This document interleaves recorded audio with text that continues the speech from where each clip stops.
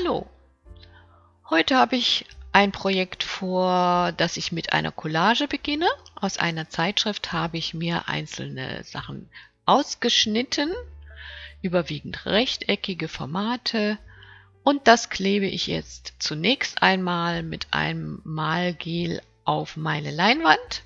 Dazu bestreiche ich die Rückseite und auch die Stelle auf der Leinwand, wo ich es hinklebe.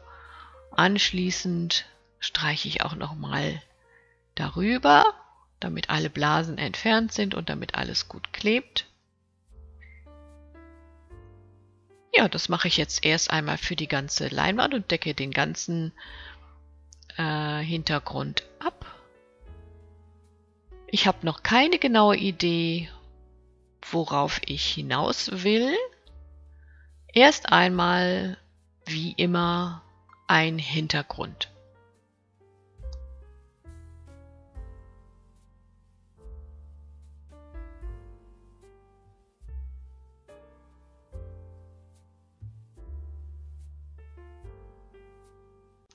Ja, jetzt ist alles komplett abgedeckt, es ist auch schon trocken und ich möchte jetzt mit einer dünnen weißen Lasur diese Vielfarbigkeit abdecken. Ich möchte das weiter in den Hintergrund bringen und dazu trage ich das Weiß jetzt erstmal etwas verdünnt mit Wasser auf.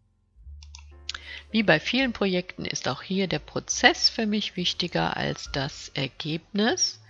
Das Zudecken oder langsame in den Hintergrund bringen dieser lauten Bilder ist für mich jetzt meine Aufgabe.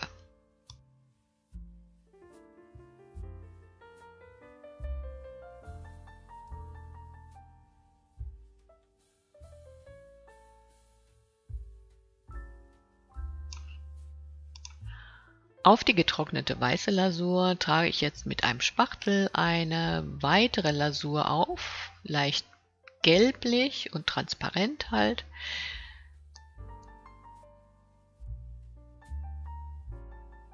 Und mal sehen, wie es gleich weitergeht. Das muss ich natürlich noch gleichmäßig verteilen. Das kann ich mit einem Spachtel machen oder auch mit einem Pinsel.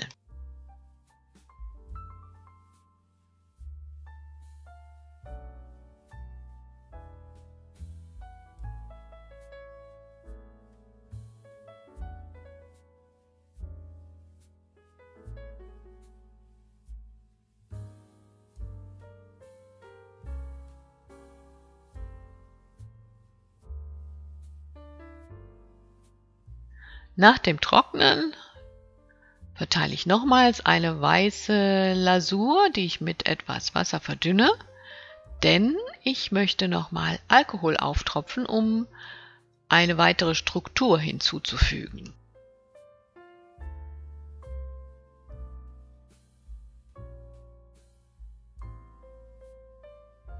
Hier seht ihr, wie der Alkohol diese Strukturen erzeugt.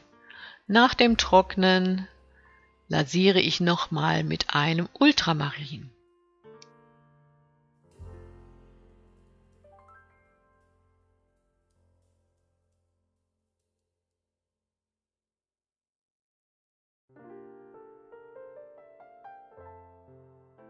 Das ist mein Zwischenergebnis.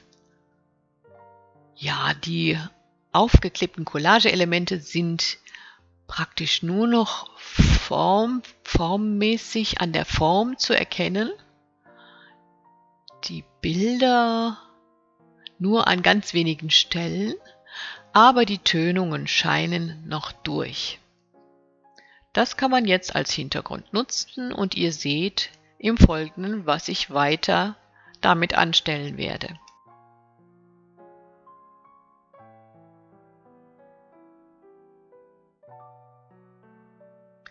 Da die Oberfläche auch etwas rau ist, wegen der aufgeklebten Elemente, habe ich mich entschlossen, mit einem Schleifpapier zu arbeiten, um an einigen Stellen wieder etwas Helligkeiten herauszuarbeiten. Durch das Schleifen kommen halt die Ränder der aufgeklebten Rechtecke wieder deutlicher zum Vorschein, was diese Struktur wieder hervorhebt. Ich empfehle euch dringend beim Schleifen eine Maske aufzusetzen, da der Schleifstaub gesundheitsschädlich ist. Hier seht ihr auch, dass einzelne Teile der Collagen sich beim Abschleifen gelöst haben. Ich habe also einige helle Stellen und diese Lasur in Siena tönt halt diese hellen Stellen jetzt auch in Siena. Alle anderen Flächen werden in einem Mischton jetzt erscheinen. Das seht ihr hier. Finde ich eigentlich noch schöner als das vorherige Zwischenergebnis.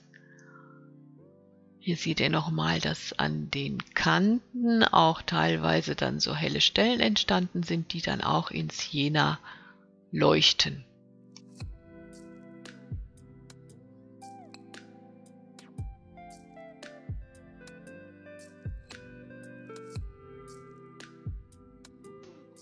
Ja, nun bin ich auf die Idee gekommen, auch mehr Teile noch abzulösen, das heißt mehr Collageteile abzureißen, eine Decollage zu machen.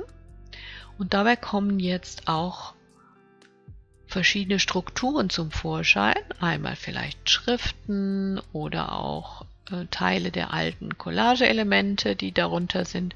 Teilweise sieht man aber auch die Rückseite der Collage-Elemente, die sich mit dem Untergrund verbunden haben. Und das, finde ich, ist ein sehr spannender Prozess.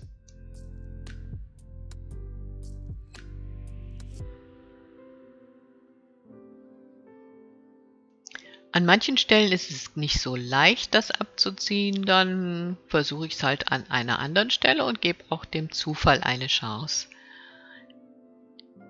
Da ich noch nicht genau weiß, wie es weitergeht, versiegle ich erstmal diese Decollage-Stelle mit einer Lasur aus Siena. Ich weiß aber noch nicht genau, ob ich das dann so weitermache.